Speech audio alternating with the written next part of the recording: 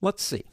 We've looked at making shapes, but we've also understood now that you can take simple shapes like circles and squares and make more complicated objects out of them, and we're not done doing that, I want to tell you. We've looked at fills, albeit they were just solid colors, and we've looked at strokes. Let's go back to fills, but let's work with gradients. Let's talk a little bit about how you can make gradients in this program. And I've got a new document open. Go ahead and open up a blank thing. And let's go ahead and draw a couple of shapes. So I'm going to, I don't know, pick up my rectangle tool, and I'll give myself a rectangle down here. I'll pick up the star tool, and I'll draw a simple yet functional star. And I'll pick up my line segment tool and draw me a line segment. And I'm going to stroke here, and I'm going to give that a little bit more thickness, like about 4 points. There you go.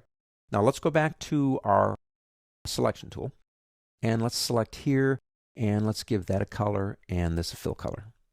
So when you do that, you want to make sure, of course, that you have this selected over here. Okay, so I got a star, a rectangle, and a line. We're ready to go. If you come over here, you might notice something. This is the last fill color you used. This is the last gradient you used. And that's turn it off, whatever it is. Let's go actually into the swatches. We got room over here. And let's move this up here, and let's move this down. About like that. You do have some default gradients. So let me select the star and click, say, this one right here. And you get a standard run-of-the-mill, white on the left, black on the right, linear gradient.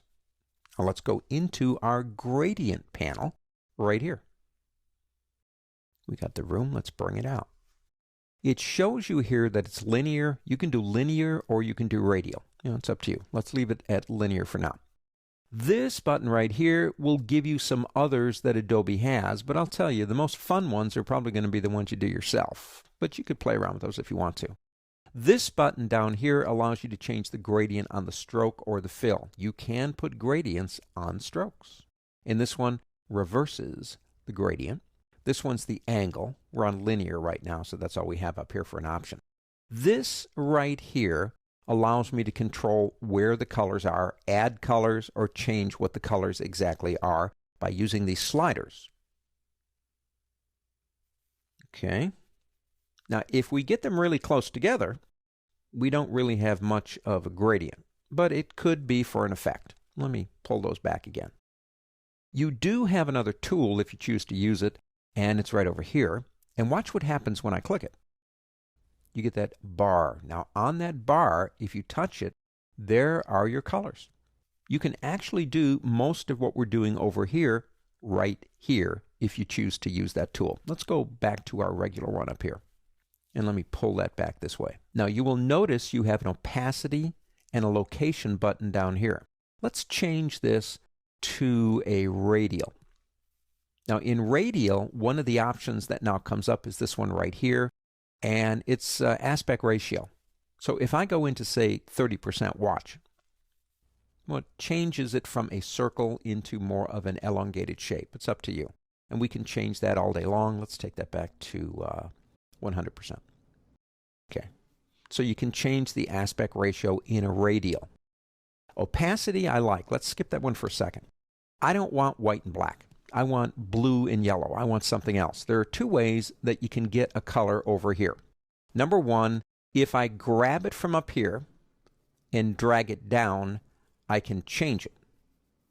The easier way, in my opinion, is if you select that color slider and then come up here and hold the Alt key down. That's the Option key on a Mac and the Alt key in Windows, and you can then change it just by clicking. To me, that's an easier way to experiment. Just hold that Alt key down and you got it. Let's go to something a little bit different. How about that? Okay, let's stop there. If you want to add a color, that's easy too. Come over here and grab one. Let's do this one. And pull it down on here until you see a plus sign. And you can add, well, just about as many as you've got room here. If you don't want it anymore, you can drag it off. And now we're back to our original 2. You have to have at least 2 to have a gradient. I like opacity. Opacity is not new. Relatively speaking, it is. It hasn't been there forever. but it allows me to take a fill color on a gradient, or actually if it's just a straight fill too, and make it transparent. So if I pick up this one right here and grab opacity, and let's take it to 0. Now it looks white. It's transparent. If I come over here and move this over here, check this out. Look at that. You know what that's good for? You can make the coolest vignettes around an image by using a gradient with one of the colors as transparent, and you look through, you drop that on top of something else, and you have this really cool soft vignette. Opacity, that's a pretty neat one. Now I mentioned that we can apply these to a stroke. So if I come over here and select this guy right here, and go into the stroke button right here, if I click an option like here, it literally puts that gradient on that stroke. You can have a lot of fun with gradients. They're not just about mixing one color into another.